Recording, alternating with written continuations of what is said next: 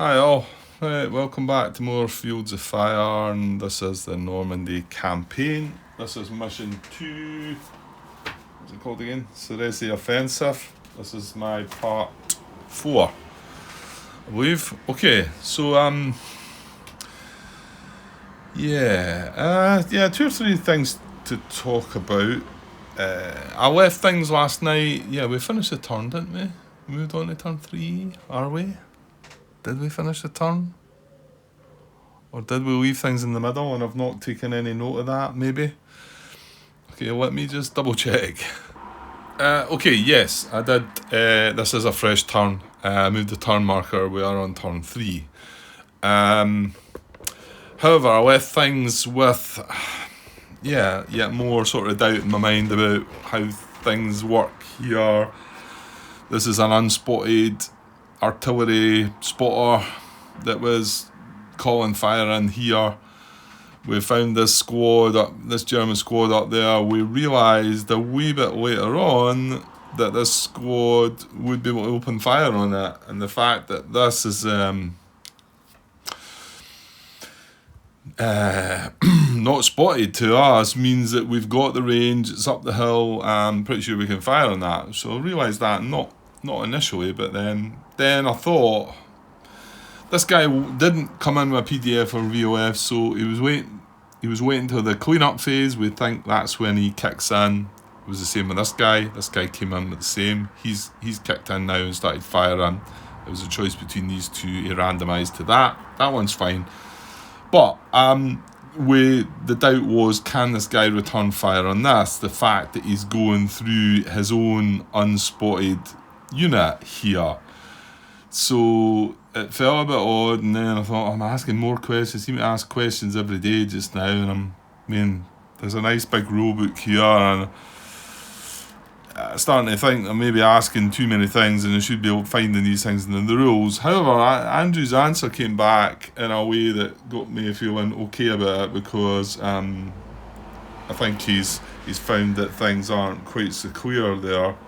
Right, just before I get to that, because I'm actually looking at my YouTube replies here in my videos.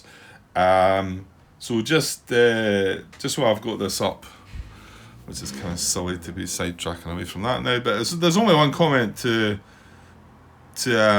talk about, really, from YouTube, and it was from Andrew. This was from Take 2 part 12, so how many parts was there? There was 16 in that.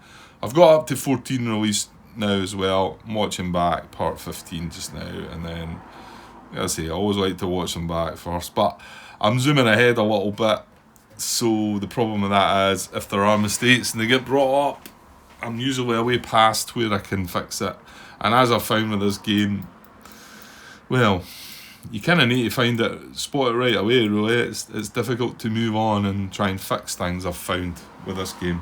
Anyway, so part 12, he says, it was when I was talking about trying to activate something else. Might have been the mortar section we had, which is attached to, which was, well, it's the same in this mission as well. I didn't change anything there. Although I wish I had caught this comment before I started this, or I would have made a change, as we'll get to. And he says, yes, platoon HQs can only order the units in its platoon, including any you attach to the platoon at the beginning of the mission.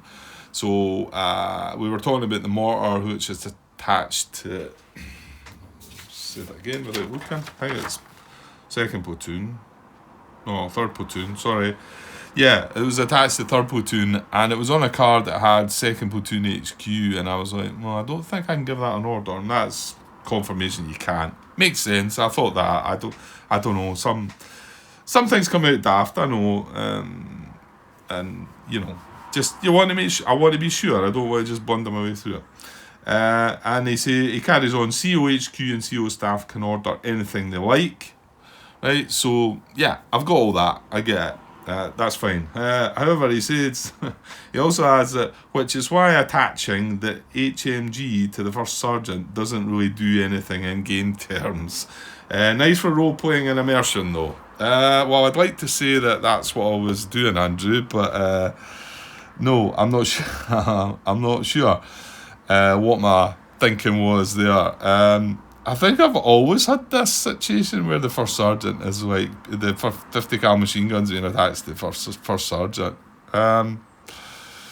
Yeah, but when you think about it, and it's not anything I have thought about, whether it would have sprung to my attention at some point down the line, but I mean, I played the game quite a few times previously, and I think I've always had the same thing. And like he's adding there, if this was attached to the first sergeant, it doesn't do anything for him. If this was attached to first platoon, right, then first platoon could give it an order, and the first sergeant could give it an order as well, because he can give orders to anything below him. And so the XO can give it an order as well. So it's clear that this is better attached to a platoon. Yeah, well, there you go. Because the first sergeant is always going to be able to give that an order. It doesn't need to be attached to him. So I don't know where that one's come from then. I want to say it was something I read back in the day, but and it was a good idea for your first sergeant to have its 50 cal machine gun. I don't know. It might have even been the first video footage I watched, and that's what it was. Anyway, but thanks for the reply, and you might see a change when we come to mission 3, shall we say. Okay. Right, okay, so getting back to the situation where this squad, and can he return fire on this platoon through this unit that's got unspotted spotter in it. He's on the higher level. I mean, I'm pretty sure I can fire up to it, because I can't see this. This isn't here. Now, if this had been here, I would have not been able to fire up to that. No, because I would have had to fire on this. This is closer. Yeah, that's right. Okay, so I asked the question about all this. I'll not go through my question. It's just what I've said. The final part of the question was, and I assume that these all happen. This would open fire in the cleanup phase. Now, that never quite got answered to me, but so Andrew came back. Hi Grant. The intention is for them not to fire through their own units, but I suspect the rules may not be tight enough here in the definitions of unspotted units. And he's got in brackets, you can fire through their unspotted units. So he's, sorry, taking the brackets out there, but maybe I should just show you. Right, we might have a bit of glare from the lamps above, but that's fine. I'm not going to switch them off. Yeah, so, but I suspect the rules may not be tight enough here in the definition of unspotted units and friendly fire. And let's say the bit in brackets is you can fire through their unspotted units. So that's what I'm doing. I sussed that one out, but obviously wondered about them firing through their unspotted units. But I think we get to the end of this, and he's got edit. Right, yes, looks like we took a shortcut with the last bullet points in 6.1.2 by saying a spotted unit from either side. Units do not consider unspotted units on their own side unspotted. Units do not consider unspotted units on their own side as unspotted. They know they are there. We will clarify that in the next update. I was a little confused when he mentioned 6.12, a spotted unit from either side, and it didn't really. Well, maybe let's look at it again, see if it clears up my confusion there. A spotted unit from either side enters its PDF in a closer card than the current target. Hang on, let's just, that's a bullet. What are we talking about here? We're talking about continuing to fire, 6.1.2. An engaged unit will continue to fire at the same card until, and then there's all these bullets. And the one at the bottom that he mentioned here is a spotted unit from either side enters its PDF in a closer card than the current target. So that means something comes in, it's firing further away, and something comes in at a closer card and it fires it. When firing along PDF into another card, the VOF is exerted in the closest occupied card. If a spotted unit from either side enters the PDF in a closer card, the VOF is moved to the closer card. I'm not, yeah, that still doesn't help me why he's mentioning that rule there. I'm not sure I'm getting that, but That might be just me. He says, right, yes, looks like we took a shortcut with the last bullet points in 6.12 by saying a spotted unit from either side. Alright, hang on. Spotted unit from either side. Yeah, it's to do with spotted and unspotted units. I just can't put 2 and 2 together with that one. Okay, and then he follows up a bit later. He said, so the rules are or will be with a bit of editing, and there's a few different things here, but sorry, hang on, let me get rid of that light because that looked like it was getting in the way. So VOF is always exerted into the closest occupied card. Okay, and by the way, just before I continue this, my intention today at work, I wasn't at work for long because of certain things, but and I just never really got the chance. But then I went in and out on the train. I could have done it, but I was just watching my videos on the train. I really need to, and I think I said this already, I really need to sit down and reread Section 6 Combat in particular. I think, to be honest, Sections 6, 7 and 8 could do with a read, but this one in particular, I feel like most of my issues are coming up regarding PDFs and VOFs and things, and the answers are probably in here, and I just need to reread it again. I think I will get a chance on Monday. This is Saturday evening, so I get a chance on Monday to do that. But this evening and tomorrow, I'm probably going to get a chance to play the game. So I'm like, but well, you need to know the rules, Grant. So I'll see. I do need to brush up on it. It is an area that I seem to struggle a little with. So yeah, let's just get back to that rulebook, Grant. Try and get it. Okay.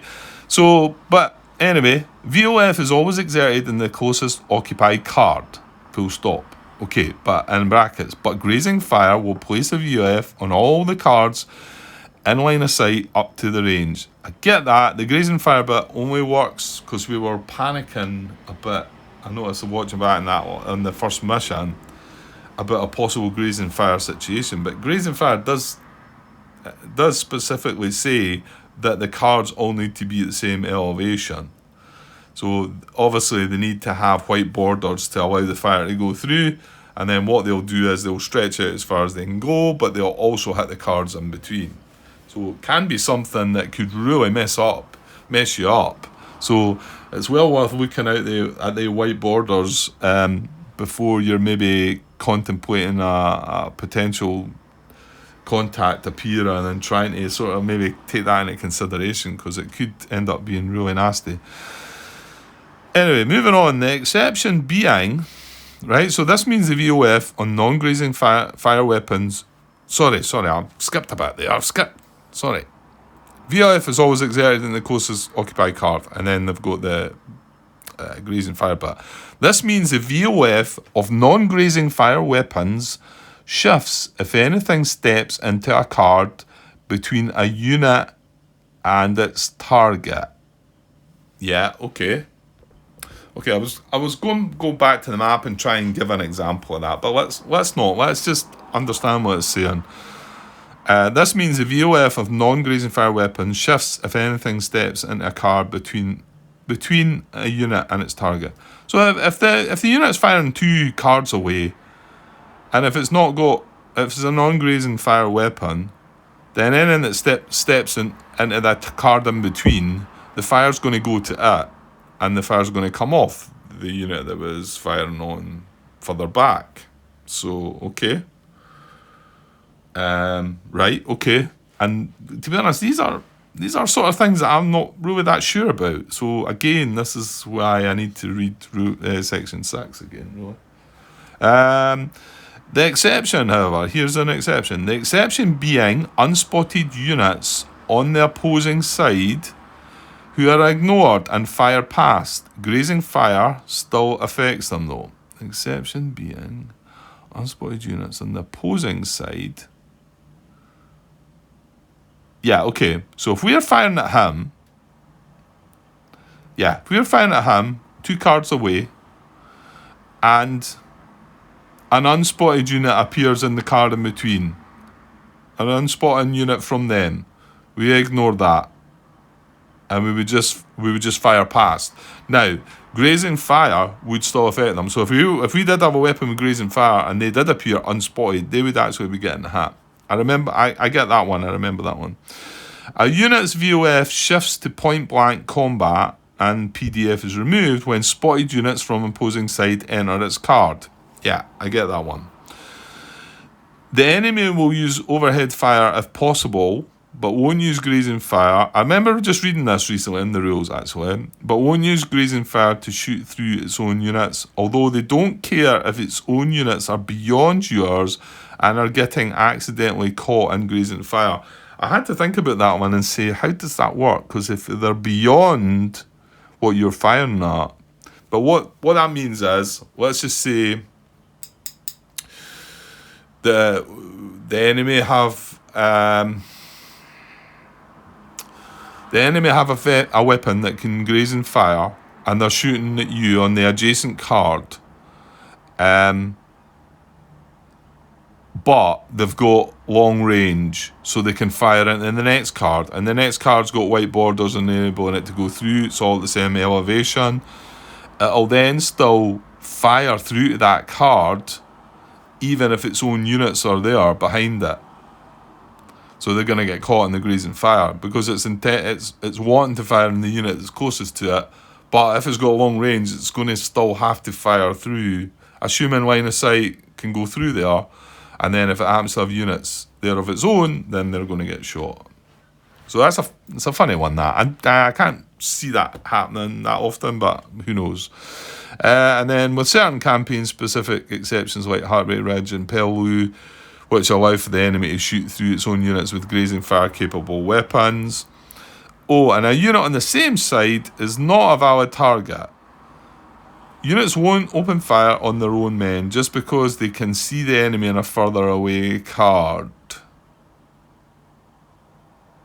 Yeah. Okay. So... yeah, so if they had a grazing fire situation... no, that wouldn't work though, would it? Anyway, it says it there. A unit on the same side is not a valid target. Units won't open fire on their own men. So it doesn't... yeah, I mean, it clears up for me in the fact that intentions for them... My question is...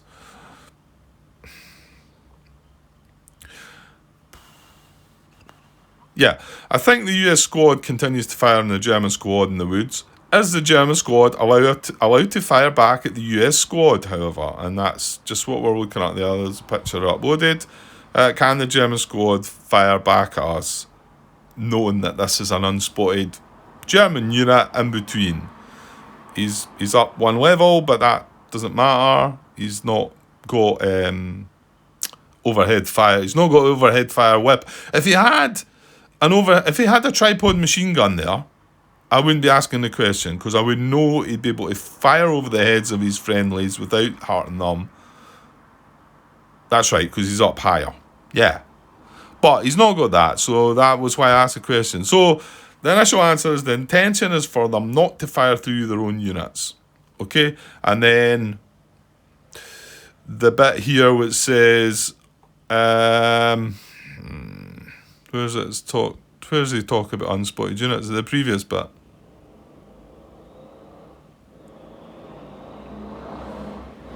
Yeah, we can fire through their unspotted units. Yeah, here it says units do not consider unspotted units on their own side as unspotted. They know they are there. So I think that answers my question, and that means he can't fire. Yeah, from that I get that squad cannot open fire on us because he knows he's there. He's not got the weapons capable. I mean, he's got the range capable, but he's not got the overhead fire weapons capable to be firing through to us. So he can't fire through to us. He would be firing on his own card, on his own units. So he's not going to do that, and he's not got another target. You might look here and say, well, this is a hill as well. This is on a hill too. So you can't. That's a plateau. That's how I've been calling it. It's a plateau of a hill. They're both on the same level, and this is on the lower level. So although he's got long range and could get through to this card, if that hill wasn't there, he'd be able to see him. And there'd be nothing on that card, he would be able to fire on him, I believe. Yeah, but he can't, and he can't fire on this guy because he's got his own units in between. So that's what we're going with. And I'm pretty sure that's how Andrew's answered that. So hopefully we got that right. Right, and I think that, actually there was one other thing to mention, and that was on a YouTube comment as well. And it's from Richard again, and it was about the situation with the 2 units firing on the same card, the German unit pulling back. The assault team that was left there couldn't follow the fire, couldn't carry on firing because he's only got point blank range. But I just ignored everything else. Richard came in and said he should still be firing on his own card. And to be honest, I think I've not, again, and it looks through the rules, again, I believe he's right, because I don't think there's anything to say that he would stop firing unless he gets given a ceasefire. He's firing on his own card. I suppose my initial thought was, well, what difference does it make? I know he can't fire on himself, but even before Richard pointed this one out to me, I also realised, hang on, that means that we are firing a VOF on a card that's occupied, so that affects the activity level. But also what Richard pointed out was it would benefit us by enabling us to be able to infiltrate onto that card rather than move. While he mentioned that though, I thought, what happens when the first unit infiltrates onto the card? You've then got a US unit firing on the card and another US unit moving on the card. Now, I tend to feel that then the fire has to stop, but then are they firing at the units? They're firing on the card. So with that in mind, and with the fact that when Richard responded, again, I didn't word my question well, my response question to him. And so hang on a sec. Yeah, so without reading it all out, he says it would matter in the next turn for US units moving on to that card, allows them to infiltrate. And then he's got a bit of narrative there, but I won't go into that. I don't want to read through it all. And then this is my follow-up question here was poorly worded, because all I just said to him was, are you sure this is right? Do you have any rule you could point me to that confirms this? And what I'm asking about is, if my question was, do they actually still continue to fire on the card? And then I realised the follow-up question would be, what happens when a US unit moves onto the card? Because, the first unit that infiltrates onto it might be able to infiltrate, but then what happens then? Does he still continue firing while they're moved onto the card? And do they just ignore it? He continues firing. Again, though, if I look in the rules, I'm probably going to find nothing to say that he wouldn't stop firing. So I think he's got probably a good point. So, but it kind of forced me to go and ask a question on BGG again, just to get it confirmed. I know, because, like I say, that question back to him, and what he came back with then was, how can I not find that? Where is it? Would matter in the next turn. Oh, damn, hang on. I've lost his reply to that. Why?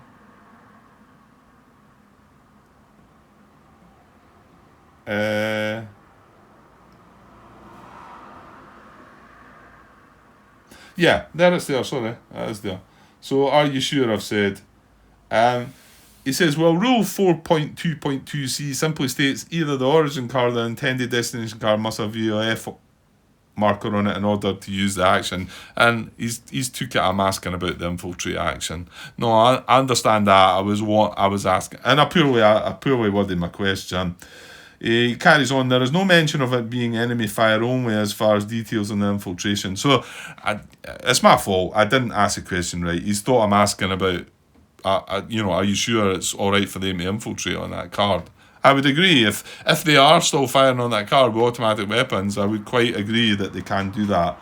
So, but that wasn't what I was trying to ask. But that was my bad wording. So I've gone and popped a question out there asking, is it right? Are they still firing on the card? Just for one, just to be sure. And what happens when a US unit moves onto that card while they're still firing on the card? Just, just like that. That's what I've went and asked. I haven't had a reply yet. Right, okay, so we believe that this does not fire and just must sit there and wait until, well, it will get called into action, the enemy activity check, and it might do something then. We shall see. The other thing is, this is going to go away in the enemy activity check, isn't it? Yeah, well, there you go. When that goes away, this would then be able to then fire on this, so... Okay, but anyway, we're back at the start of the turn. It's turn 3. A couple of... One glitch I remember. Yeah, I usually take the note of them on my phone. I think it was only one thing. I noted an extra -1 that should have been to a net combat modifier, some incoming fire, and I didn't take into account this. The result was still the same though, that was fine. Just watching back part 13 of the first mission. It's when the platoon HQ got hit, and I later realised that, he should have rolled to see if he dropped his radio or if his radio was destroyed. And I was like, oh dear, forgot all about that, didn't think about that. I removed the radio from him to try and make up for it. However, I'm pretty sure, this has to happen. All the assets that he had, he got eliminated. His platoon HQ got destroyed. Though he was carrying the radio, but he was also carrying some smoke and some stuff. That, I think, would have got just dropped onto the card. Now, others could have come on and picked it up. I think that's how it works. So, it was just that, and I took a wee note of that. Okay, let's get on.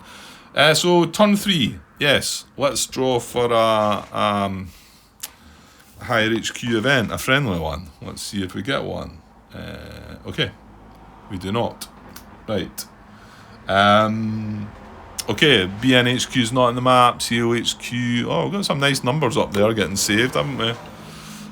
I'll take that away for a sec and get a wee bit closer with it. I got some nice saved numbers. Yeah, well, you're going to benefit now a bit more because your HQs are line. And not only that, they can save up to 6, can't they, during the day? So yes, and everything's line apart from the first sergeant who's veteran. Okay, so we're going to activate the COHQ. He's got 1 save command, and then we're going to We're going to draw a card. So hang on, where is he? He's still back in the staging area actually. So possibly wanting to make a move this turn because we cleared the second row, didn't we? Well, near enough. Yeah, well there is still some fire. Anyway, so he's in the staging area. Yeah, there's no modifiers, is there? Because he's line, so he doesn't get. He's not green like before. Why can I not? I should keep that card handy. Where is that one? Is that there? There it's there. He's not pinned, he's not green, he's not veteran, he's not undercover, he's not got a VOF, and the current activity is not no contact. So yeah, he's there's no modifiers. So big number. Ugh, yuck. 2. Right. Not the best then. So he's only got 3. Okay. Yeah, that's not what we wanted at all, was it? So he's down here. Looks like we put 3rd Platoon HQ undercover. We must have known what we were doing. So I can't give... Yeah, maybe looking up there and thinking, well, wait now, he's got 4 commands saved himself. He still gets the initiative draw. And admittedly, I was bashing on the head a bit, saying that, what's the point in going undercover and they can't communicate and whatever. And then you do have that extra risk of an incoming or a grenade. You've got to watch that one.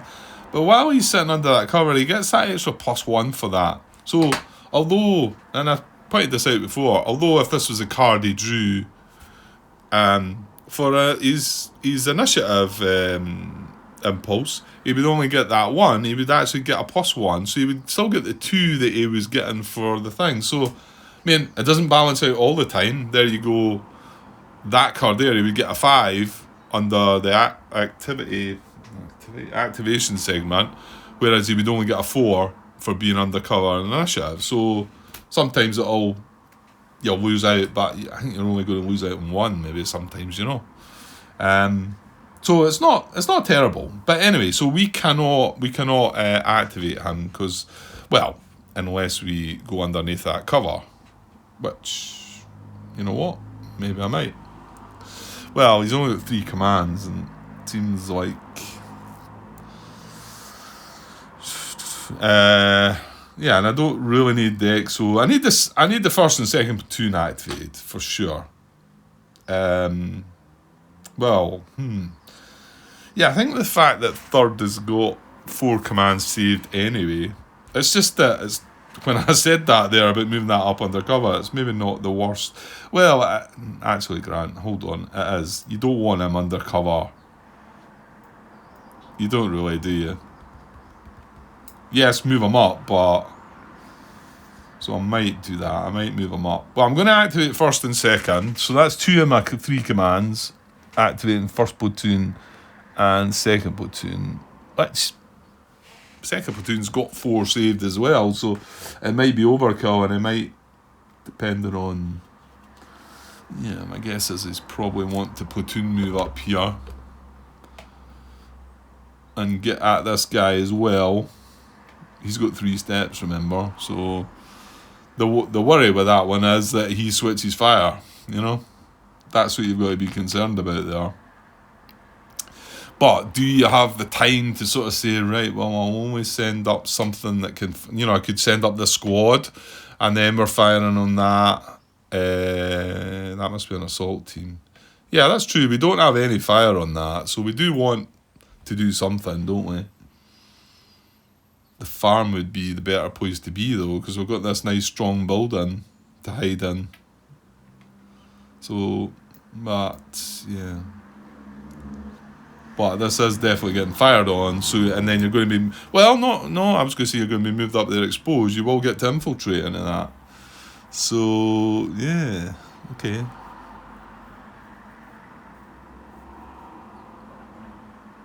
And then the other thing about third platoon going up to join its squad here is, like I've already said, when this goes away, this squad is going to be firing down into that hedgerow blockage. Yeah, and we didn't do anything to it, so that'll happen, and that'll happen at the beginning of the enemy activity check segment.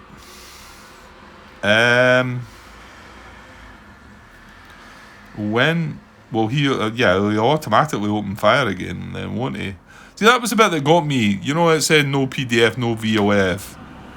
It doesn't really. It's not clear about when it starts opening fire. Then, when it actually starts opening fire. I mean, I just assumed that from the cleanup phase, when that was the first occurrence of something there. But right now, it's not opened fire yet. But is it in a different state now? And it will open fire going by 6.1.1, which is a non-engaged unit opens fire with its basic VO5 when it has a spotted eligible target within range and line of sight. This is automatic and mandatory. See, it says it there, but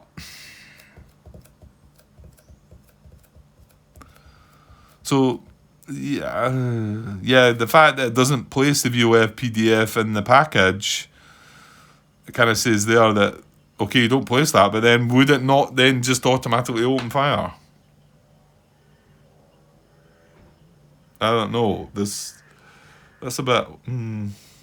I wish that was... Unless I'm doing a Grant thing again. Maybe not quite grasping that. But I think as soon as this goes away, this becomes visible to him and he opens fire on it. So that is going to happen before we even check for his activity, I think. So we've got to be aware of that. I don't think it's a good idea to say, well, it's just platoon move up into here. So, to be honest, it'd be safe for platoon moving up into here, strange as it sounds. Because that income's going to go away. That spotter's going to go away. So, yeah. Right, so you've activated first and second platoon, Grant. You've got one command left. Do you want to move this COHQ at? I don't really think I need to still. I've got one command left, and let's just say we draw 4 general initiative points and we've not really got anything to do with them, then I could maybe use that to move them up. As well saving his last point, I think.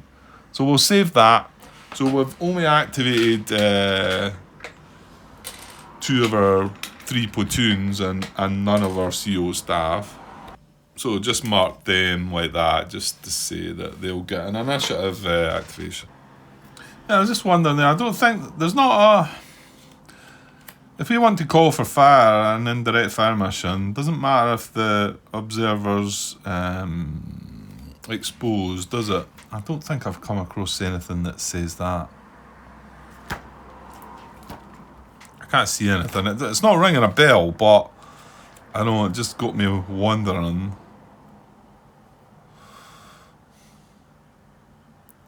Yeah, there's nothing I'm reading that they can't do it while they're exposed. What about that table? Modifiers, incoming, requires a call for fire. Yeah, no, it's fine.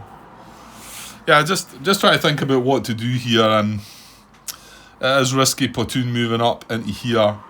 I'd like to get up here and get this assault team up into here maybe, or maybe even if we move up in here, get the assault team moving up, or the other. I suppose the other thing you could be is move on it. What I thought, this is where my artillery forward observer is. Platoon move up into there and then call for fire on that card. And the main reason being that he wouldn't then be able to fire out of that card. Because with our platoon in here, and possibly if we advance this platoon up as well, it'd be good to shut off his fire. But there's a risk in that, obviously. Well, that's why you need to do that first, maybe, Grant. Okay, let's do second platoon HQ then. Let's do second platoon. So he's got 4 saved. He's not undercover. He's not green though, so it's just a straight up number, the big number. And we get 3. Okay, that'll do. So 1, 2, 3. Remember, we can only spend 6, so we've got 7 there. I don't think we're going to need to spend more than that anyway, but I just try to avoid that glare that's coming in the window. So I think platoon move and then call for fire. That's kind of what I'm thinking. And then order the assault team. Yeah, I'll probably order the assault team up there then. With that, that's going to give that a target, by the way. Which might take, if that gives that squad a target, and they are, would then mean we could maybe comfortably move 3rd platoon up. Again, in the activity, they could all switch fire, but you can't. And you know, I need to be moving. I need to keep moving, and yeah. Okay, so I think I'm going to move. Right, that's not going to be exposed. I'm going to platoon move.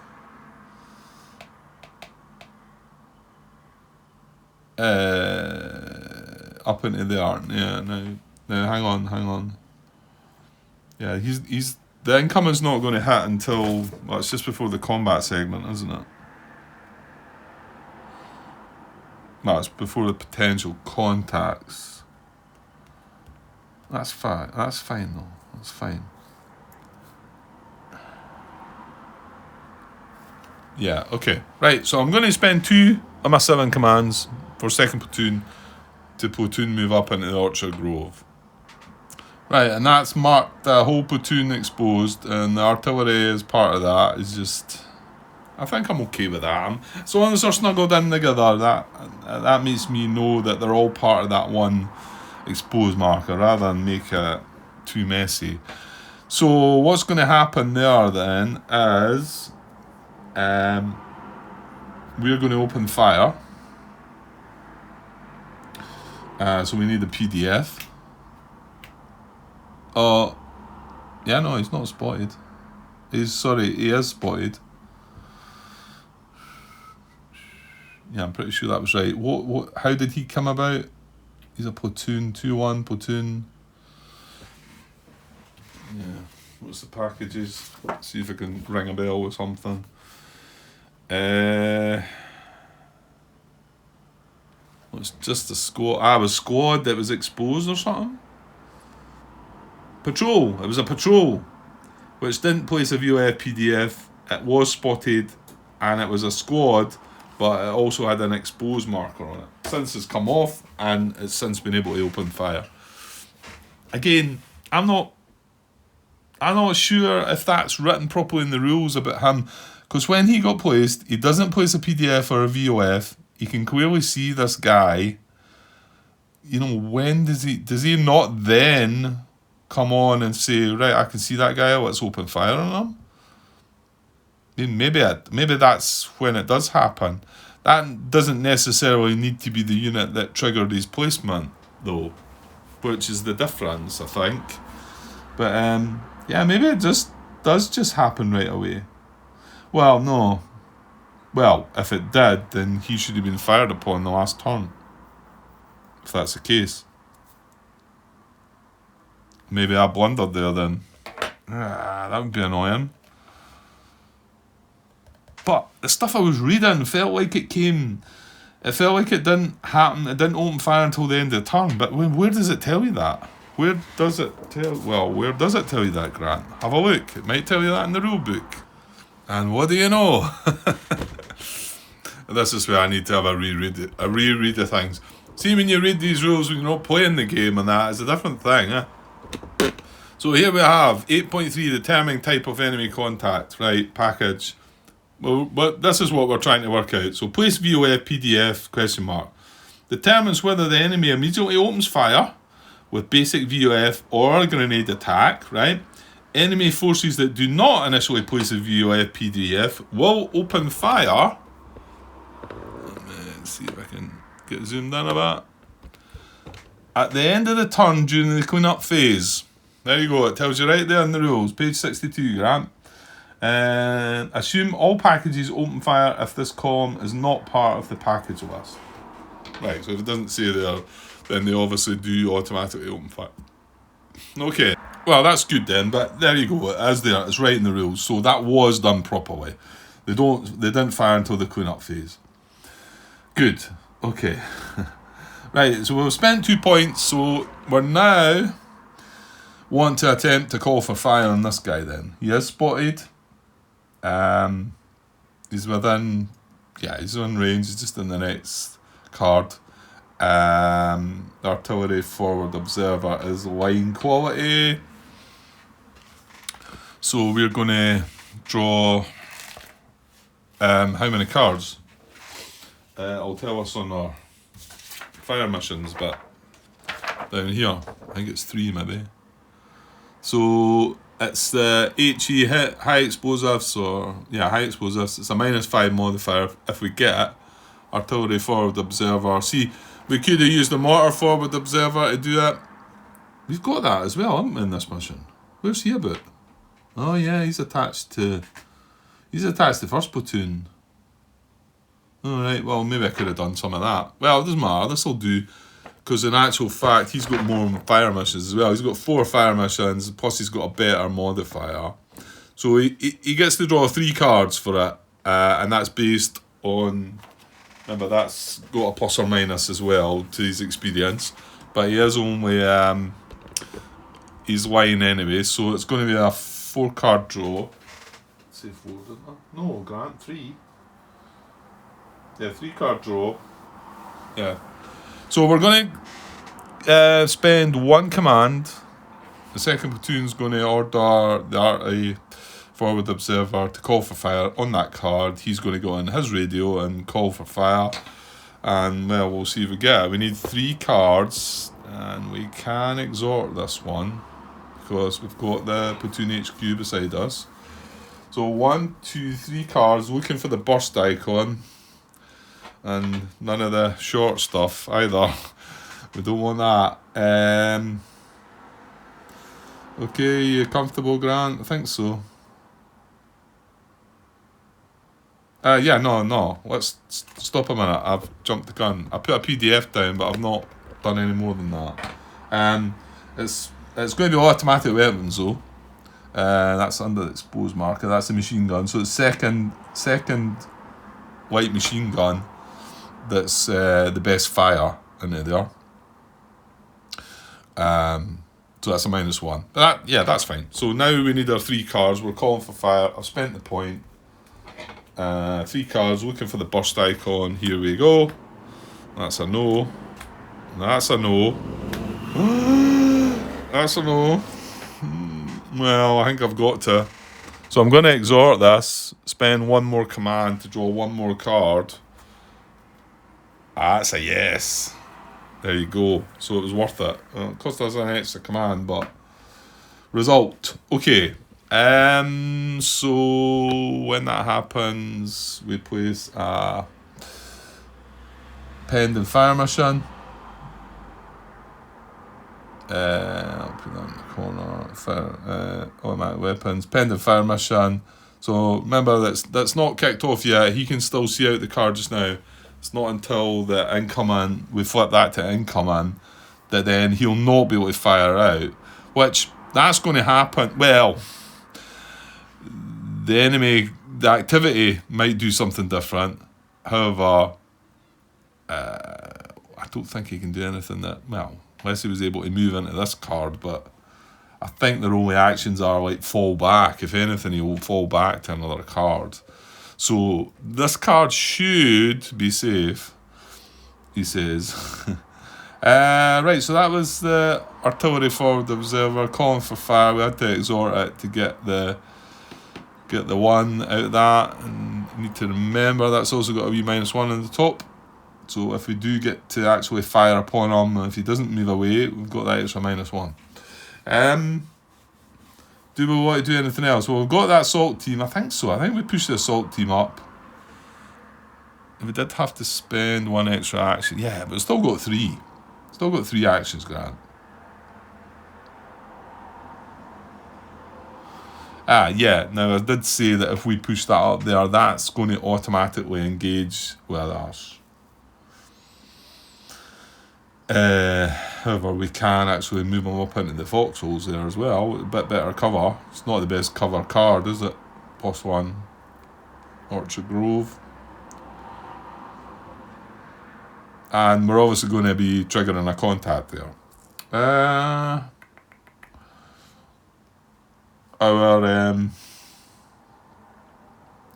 I'm pretty sure our activity level is going to be engaged.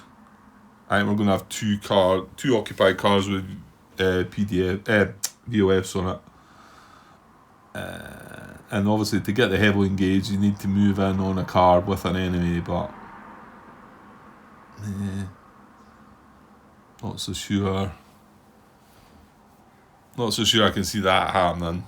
Right, yes, I'm going to spend 1 more command down to 2, and I'm going to order this assault team forward under these foxholes, and they will be exposed. Okay, and we save the last 2 commands. Okay, he's got 2 saved. Right, so first platoon is next. Well, let's draw a card for him. He's not undercover, he is not green. However, so it's just no modifier to the big number. It's a 4, that is nice. So he gets 4, he's got a total of 6. which you could spend all of them if you wanted to. I don't think he's going to, but... So, yeah, we've got a wee fire team here. How did that come about? That must have been a hit. Because I generally don't create fire teams. I usually just stick with assault teams. Well, we could put this fire team back in. We could what is it? Reconstitute it. Is that right? Is that the right word? I think so. No. I don't think that is the right one. Reconstitute is not. Is that not when you're putting the whole squad back together? Might not supplement a squad. Any good order 2 to 3 step squad and an unpinned fire or assault team. Remove the team from play and add the step to the squad. So, just with this one, while we're talking about it again, right now the knowledge we have is that, let's just say there's 3-1 platoon or 1-1 platoon, whatever. It's a line quality squad. It's got 2 steps in it, so both of them have to be line. If I add this green fire team to supplement this squad, it's then going to have 2 line and 1 green, which if I look up that chart will tell me that the result is line. I know that. So once I've done that, is then the knowledge of that sort of like, is it then sort of wiped out in memory? You don't know. All you know is that's a line squad again. It must be, because you can't keep track of that green step being put into there. So I know you can track it while you're dealing with... well, you track it while we're doing it just now. I get that. If I was attempting to reconstitute a squad, I would be looking at what I was reconstituting it with, and I would have to calculate that, and I would have to look at what is it, 6.52, which talks about reconstituting squads and it shows you how to go about it. But all we're doing is putting the squad back together again with that fire team. I think that's right. By all means, let me know if you somehow have to keep track of that fact. I don't think so. It's never anything I've seen before. It doesn't look like there's any facilities, any kind of stuff to take care of that. You would have to write it down, take note of it, that 3-1 platoon was now comprised of line, green steps. It might be the case, maybe, but I don't think so. I think we just now consider that line. Because what I can do is I can put that together and then I can split an assault team off again, if I wanted to, I think. And then, I think then that's forgotten about what it's comprised of. But let me know if I'm wrong. How many commands did I get? I got 6. Well, we need to do that before we platoon move then, if you're wanting to do that. And do we want to go into that strong building? I think we do. Yeah, I think we do. I think we want to... Yeah, I think we want to attempt to reconstitute a squad. No, supplement a squad. That's automatic, yeah. So any good order. So I'm going to give... It's cost me 1 command for first platoon. And it's automatic. Any HQ staff can do it. Any good order 2 to 3 step squad and an unpinned fire or assault team. Remove the team from play and add the step to the squad. Right, I'm just going to do it on 1-1 here. So, well, yeah, basically I'm going to take this away, put that away and flip that over its 3-step side. That's it. That cost me 1 command. Right, we're then going to... And remind, this is part of us as well. 3-1 platoon. We're then going to platoon move into this strong building in the farm. Daring, I know. Daring. How dare you? Am I going to do that? Oh, no, we're not. We're not. I'm forgetting. We're going to platoon infiltrate, attempt to platoon infiltrate. With that platoon under that strong building in that farm, because there's a VOF on the card. And you're pretty confident that VOF is going to go away, Grant? Yeah, because I've got a pending fire mission. I'm sorted. Right. Well, we need to draw individually for all these. Let me work out how I'm going to do this. I wonder why it was a little bit darker and I was getting that glare, and I forgot I'd put the lights from above. They're not very bright, but that looks better now. To me, anyway, it does. But it was probably okay. Anyway. Right, so platoon infiltrate, Yep. It costs me 2 actions to do that. All good order units, right? Let's just look. Well, yeah, we don't have the 50 cal. So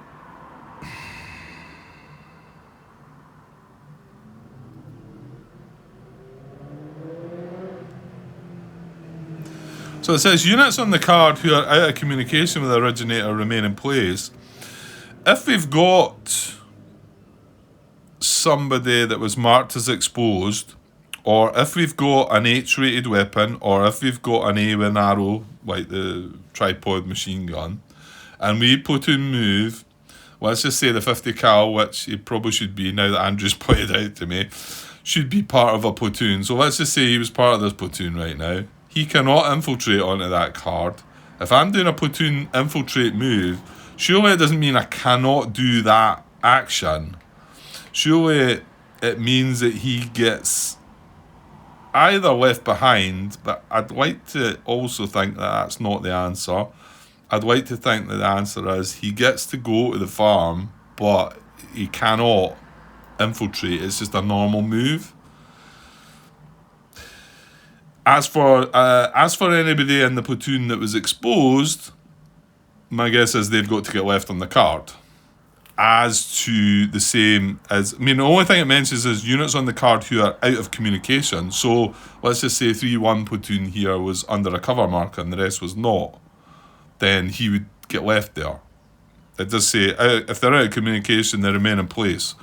But the other 2 bits, if you've got a H-rated weapon, or if you've got an exposed unit that's part of the platoon, when you're trying to infiltrate, what happens? Well, for that matter, even if you're trying to platoon move, if you've got an exposed unit, does it tell you that? Where's move a platoon? Yeah.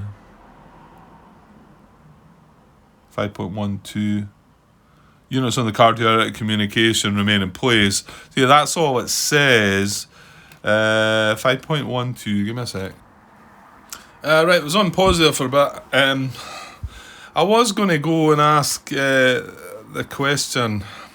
Is that what I was last talking about? I think because we were about to platoon infiltrate. Yeah, and then I thought, what if this was attached? Yeah, that's where I was at, wasn't it? And then I was going to go and ask a question. And then I looked at the actual rule again, and then thought, that looks like a daft question you're going to ask, Grant. And the question was going to be if I attempt to infiltrate, but if I'd done it, 2 things, with an exposed unit, and this could apply to attempt to, platoon infiltrate, And this could apply also to platoon move, if I had an exposed unit, or in this case, if I had an H-rated weapon or an A with the arrow. I understand that it states there if they're not in communication, they get remain in place. But if you had them with you, but it says there, all good order, this is the recipients, all good order units of that platoon on the same card that are not marked as exposed and that do not have an A and an arrow symbol or an HVOF rating. So it's kind of clear there that they're on the move. But then I thought, I still need to ask a question, because what if you have an H-rate? What if we were to move? What if we wanted to platoon infiltrate with this platoon here that's got an H-rated weapon? And like I said, what if, as this 50 cal machine gun should be attached to one of the platoons, what happens? I thought somebody might have asked the question out there, but I searched a little bit and never really got anything. So I just basically asked the question, what happens if you want to infiltrate with that? Like I say, if this 50 cal was part of first platoon HQ and we wanted to infiltrate the platoon up here, now, like I say, my initial question was going to be, can we do it? Well, I think it's clear that you can do it, just this won't be allowed to do it. It'll only be the rest of the platoon. And then I thought, well, when you're infiltrating, this could still, like, is this still allowed to do it? And then still, because it wants to stay with its platoon, surely. I mean, I know it's attached to the platoon, but you know what I'm saying, it wants to be part of the move. Now, the answer could be maybe no, and then maybe you're not allowed to, if you want to take that with you, you're going to have to make a normal move rather than an infiltrate. Or, I don't think the answer is going to come back that, yeah, it can infiltrate with the platoon infiltrate, but not infiltrate, but just move and become exposed. I get the feeling that's not going to be the answer. I think the answer is going to be, it's going to stay here. And what you would have to do if you want to take it with you is not do a platoon move, not do a platoon infiltrate, but to do a platoon move, and then it can move, and then they're all exposed. I think that's where the answer is going to come back, but I still thought I'd pop that question out there. As for if there's a unit exposed part of the platoon, exposed units can't move. They can't infiltrate, they can't move, so again, part of the question I was originally going to ask was, are you allowed to still platoon move if this was exposed, shall we say, this bazooka? Can you still platoon move? And I think it's clear there that all good order units are not exposed can carry that out. So it would just leave the exposed unit behind. That's what I don't think I needed to ask that part.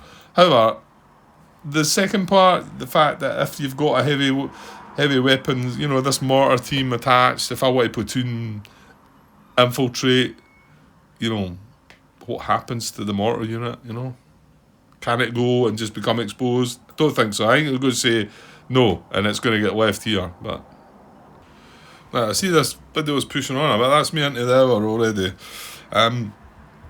So it's not relevant to this anyway.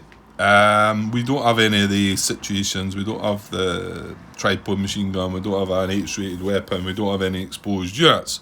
So we are going to do this. So first platoon, I'm going to spend 2 commands. That takes them down to 3. And we're going to platoon infiltrate into the farm. We are going to do it under the strong building. I know, it's maybe risky, but I don't know. Is it silly to do that? Probably, but I kind of want, like, the assault teams under there. I probably want to, like, well, whether I want to do that right now or not, I don't know. Oh, I forgot something. Yeah, and I said this would happen, that this guy would automatically open up fire, wouldn't I? Yeah. So he's an assault team. He cannot fire on that because he's point blank range, but he now has a target that he can fire on. So he's going to have a PDF on this card with small arms. Is that what it is? Small arms. I'm doubting that name there. Yeah, it is. Small arms. On there. Right, okay.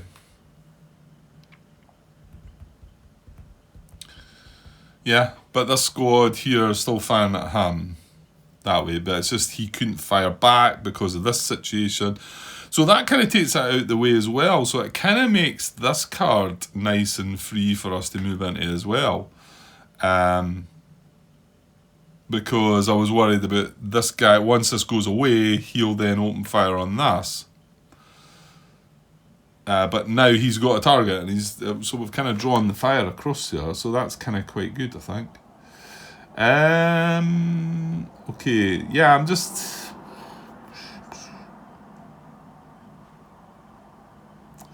I mean, the risk is grenades and incoming fire. I mean, I'm not going to get well, like I say, this guy's going to be blind in a minute, as in he's not going to be able to fire out that card. We've got a friendly there. That's about to go away. I don't mean unless something was to appear there, and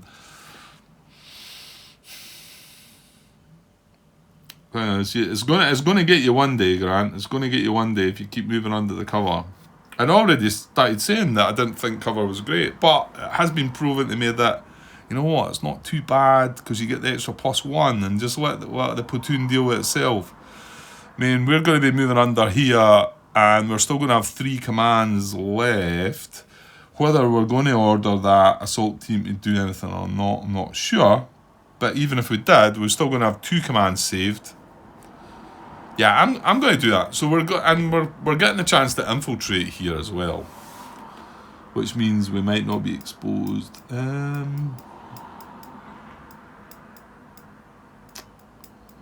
don't know. I don't know. I'm doubting it. I'm doubting myself now as well. Well, see, the problem is this assault team's under the strong building, so somebody's got to go under there and tell them what to do. So you've kind of got that dilemma that if you find cover on the card and you move your assault team under the cover and then your platoon follows you up, that you're like, well, I need to go under the cover now because our assault team's there and we need to tell them to do something else. And of course, I could send the first platoon HQ under there and put the rest not under there, but then he's then got to come out of there, become exposed, and then give the rest an order. It's all a bit tricky, actually. Let's go with my initial thought. We're going to platoon infiltrate under that strong building. So I'm going to do this one at a time, and we're just going to go through them as that. So first platoon, the HQ. This is, what are we doing here? Is a 2-card draw? 2-card draw based on experience level though. So the platoon HQ is line, so that's just a 2-card draw. And again, we're going to do this for everyone, so to try and infiltrate. And we are going under the strong building. Right. That's a no. That's a yes. So he's good. So then the first platoon, 1-1 platoon squad. Now he's also, I need to watch here because we've got one squad that's veteran. I mean, so what are we first? Yes, he's second squad's veteran. So this is first squad though. So 2-card draw. That's a no. That's a reshuffle, but that's a no before we reshuffle. Right, well, that's a no for him. So he is going to be, well, I'll just put it this side just now. That's the exposed part, and then, can you see that? Yeah, a wee bit far away, but I'm just going to be drawing more cards now. Right, let me shuffle the deck up. Right, okay, deck shuffled. Next is 2-1 platoon then, so is that not the veteran one? Hang on, move him up there, move him there with exposed, and then we'll move him there to see he's making the attempt, right? 2-1 platoon. Yeah, the second squad is a veteran, so he's veteran, so he's getting a 3-card draw at this. So here we go. That's a no, that's a no, and that's a no as well. So his veteran status did not help him. So yeah, so he's gonna go up here as well. He's gonna be part of the exposed bunch, and then our LMG. That's one LMG. Now he's line. So 2-card draw. No. Yes. Okay. So he does get under. Well, does not become exposed. Beside the platoon HQ. Next is a bazooka. Now he's veteran, I think. Yeah, all the bazookas are turned veteran. So 3-card draw for him. No. Yes. So he succeeds. That Jeep's annoying me. I'm going to move that Jeep across to the faraway staging area card because it keeps getting in the way here when I bring the cards round. I'm not going to use it. It's fine. So that bazooka was good. So he's up there. And I forgot about 3-1 platoon. Sorry, I skipped him by. Right, let's do him next then. He is just line. He's got yellow smoke with him. So 2-card draw for him. No. So he's going to be exposed. In fact, that's all the squads are exposed. And then finally the mortar forward observer, who is line, a 2-card draw. That's a no. No as well, so wasn't the best. So he's exposed as well. Right, let's see if we can tidy all this mess up then. They 4 are exposed, these 3 are not. They're all going under the strong building. The assault team is not exposed under the strong building as well. Well, let me see what I can do with that. Well, that's not the best again. It's one of the ones that sort of improvised. So as long as I know what I'm doing, but I need to sort of say if you're watching this, I suppose. So the 4, I've got the 3 squads at the back and the mortar for the observer. They're all exposed. And the 4, the 1st platoon HQ, the light machine gun, the bazooka, and the assault team are not exposed, and everybody's under the strong building. So that's about the best I can come up with there. But as long as I know what I'm doing, I've explained it to you as well. So don't forget. Right, okay. We've got 3 commands left. Yeah, are we doing something with the assault team then? Because I need to I need to watch this. Well, I can cut after this, and then we're going on to initiative impulses, right? Okay. So I'm going to do them with the assault team. We've moved an assault team into there. I mean, we could push one up into there. It's a bit, I mean, he's going to get attacked by the fire. I think that's a bit daft, really. I could, however, move him up into here, though.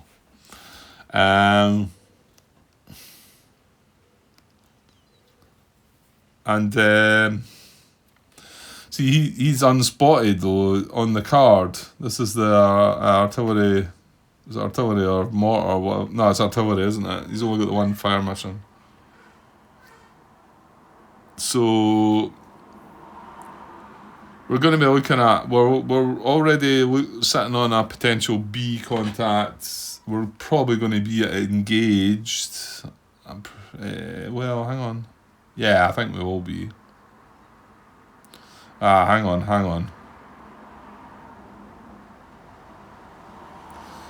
on. What happens if we move a unit in here and we're firing through that unit? We're going to have to stop. Well, can you just stop firing in that situation though? Because he's not got the overhead fire. Maybe not. Maybe if that moves in. Hang on. Well, I mean, we're not going to start firing on that, which is our own, are we? No. You know what? I just don't think I'm going to create that situation. But I could leave the question there, and if somebody wants to have a go at it. If I was to order this assault team, now this 1-3 squad is firing on this 1-3 German squad, is firing through this unspotted artillery spotter up to the hill here with small arms. If I moved an assault team, ordered an assault team into this card from there, what would happen? This guy's now firing up there, but he's got a friendly in between. What would happen there? There you go. I'll just leave that there. Because I'm just not going to do it. I'm just, yeah. Let's just not.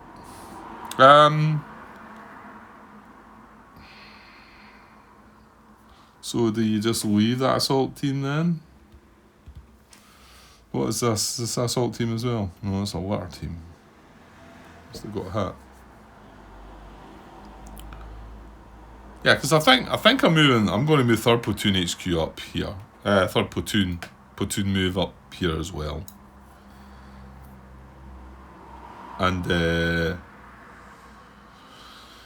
yeah, I think I'll just leave it at that then. I think we'll just leave it with first platoon there. So he's going to save 3 commands, which isn't bad.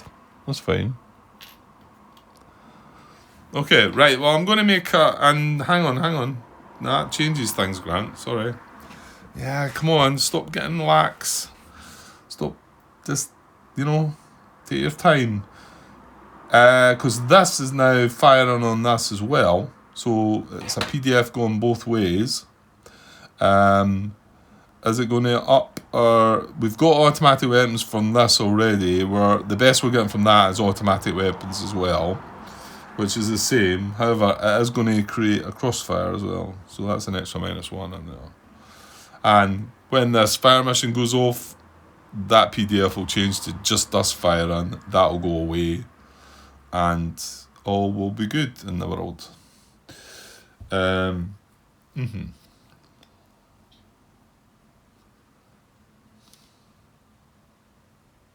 Yeah, that's fine. That's fine. So I'm just going to save the other commands and we'll leave it at that. Right, I better cut this one now just to stop it from getting too long. Are you coming straight back? Well, I do need to take a break at some point. We're just at the initiative step. We've got 1 platoon to draw for initiative, and then this XO and First Sergeant just get their 1 command each and might not be doing much. Might make a move, maybe. We shall see. Okay, I'll be back. This is part 4, so I'll be back with part 5 shortly. Cheers.